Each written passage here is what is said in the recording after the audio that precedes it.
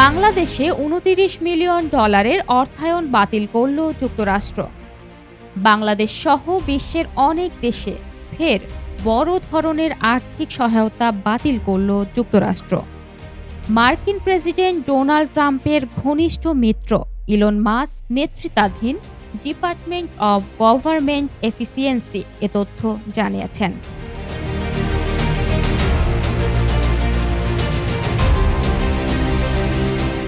DOG বলেছে, রাজনৈতিক স্থিতিশীলতার জন্য বাংলাদেশের ২৯ মিলিয়ন মার্কিন ডলারের কর্মসূচিও বাতিল করা হয়েছে।